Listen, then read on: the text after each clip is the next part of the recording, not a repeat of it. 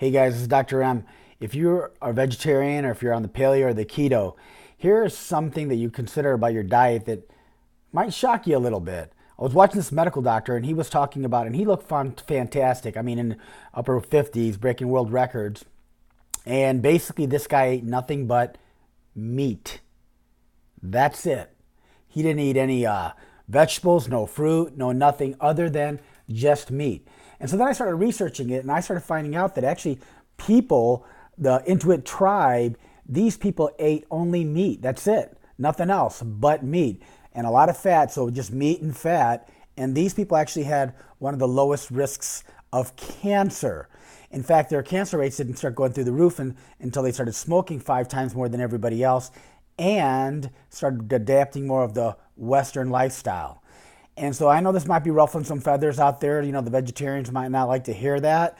And I get that, you know, the humanitarian reasons why you do what you do. That's awesome. I bless you for that. But, you know, don't like when people start putting their beliefs on everybody else either. That's not always a good thing either because, see, certain diets work for some people and other diets don't work for other people. Everybody has different physiology and body types and nutrient requirements. But so I want to give you some other things to think about. And then I'm going to really break it down to what you should know. So you're going to have to watch this video to the entirety if you really want to know what you should know about your diet. The first thing you want to also look at is look at the RDA. You know, the RDA actually wasn't designed until I believe like 1940s. It was actually designed for the soldiers.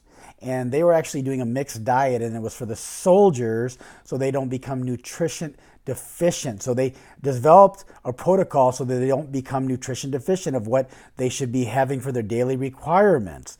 But that's what it was for when they were having a mixed diet. That's key, and I'll explain that to you in a minute why I keep saying mixed diet and nutrient of what they needed. Because a lot of times when people think, well, how are they getting, these people that are eating all this meat, how are they getting all their vitamins and minerals?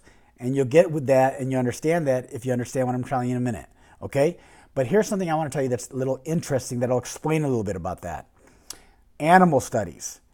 They took animals that eat a lot of carbohydrates, and what they found out was that they had lower levels of thiamine, and they got a condition called beriberi, which is a very weird neurological condition that eventually leads to congestive heart failure and a lot of health problems.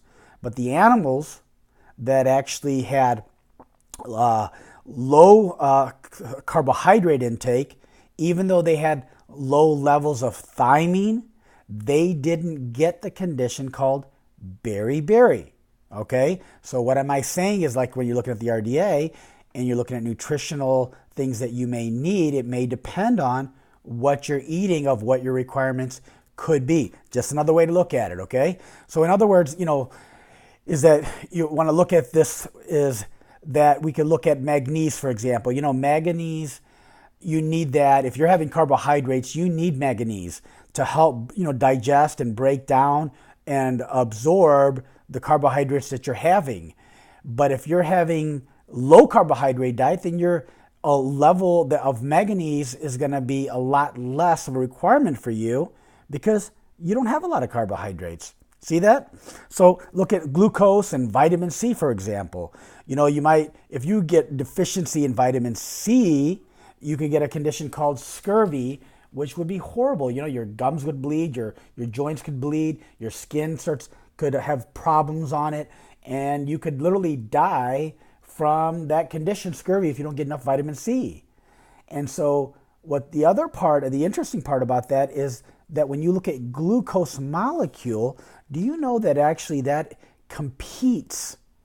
It competes with the vitamin C. I mean, the molecule looks very similar to vitamin C. So now these transporter molecules that sugar is attaching itself to instead of the vitamin C. So what I'm trying to say is that if you're not having a lot of carbohydrates or sugar, your vitamin C levels may be less needed for you. But if you're having a lot of carbohydrates in your diet, then you may definitely benefit with higher levels of vitamin C. So keto guys, they're talking about now when they're talking about protein, because these other guys are eating lots and lots of, and girls are eating lots and lots of meats and fats, the keto guys will say, well, keto says we're going to have about 75% of our diet's going to be fat, good healthy fat, by the way, and 20% of it's going to be protein, and then about 5% of it's going to be the fruits and the complex carbohydrates, okay? That's what the keto guys say. So they're saying that all these guys that are eating all this meat, their meat's going to be turned into sugar in the body. And so that's kind of their argument. But the other side of that argument is that, there's a process called gluconeogenesis. And basically that process, that means that the body is taking the protein and the fat and it's converting into glucose, okay? But this is the important point, that it's gluconeogenesis, it's demand driven.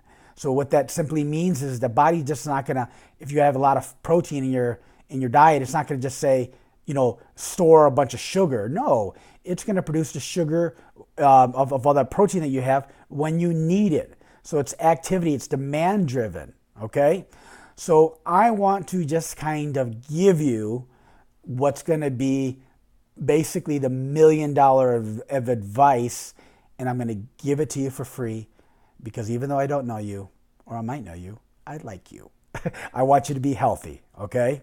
And so let me give you the $1 million advice, which you can't go wrong with, whether you're all vegetarian, and if it's working for you and your blood work supports it, awesome. If it's the paleo or the keto, it's working, fantastic. But if it's not, if something's not working for you, and incidentally, I actually had a patient of mine, she's a hairdresser. I have a lady that works for me, she's a vegetarian, and this hairdresser of all people told me, she goes, well, that person that works for you doesn't look so healthy. And I'm like, what are you talking about? She looks great. She's a vegetarian, she looks awesome. And she goes, actually, from a hairdressing standpoint, her hair, if she's not getting all the vitamins and minerals, her hair is brittle, it's dry, her skin is not glowing and is elastic. So I'm just telling you from a beauty expert, she looks like she's deficient in certain things being a vegetarian. Now, I'm not arguing with vegetarians because I think she looks great, but that was just another analysis, okay? So I want to just tell you, though, besides that, I want to just tell you what things that will for sure be healthy for you, okay? So the $1 million thing, and I'm giving it to you for free. Here it is. Number one, remove the refined carbohydrates out of your diet, okay? Just remove them or lessen them, okay? Remove or lessen them depending on your activity level. Number two, remove dairy. I know what they say about dairy, but I'm just telling you, if it was me, I can't tell you what to do. I'm not your doctor, but if it was me, I haven't drank dairy in a long time unless I'm on a vacation and I want some ice cream or something, then I'm going to go for it. But remove dairy out of my diet. Remove dairy. Remove dairy. Number three, remove sugar. Remove sugar, guys. Remove sugar out of the diet. And you do that for a week, guys, and come back, tell me, give me a comment, tell me how great of a doctor I am, see how you feel.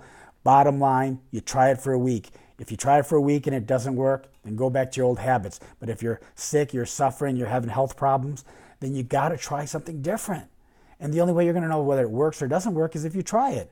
Allow yourself to fail. Fail so many times that you kind of figure out that you have to succeed. But you got to try different things to see how your body works, okay?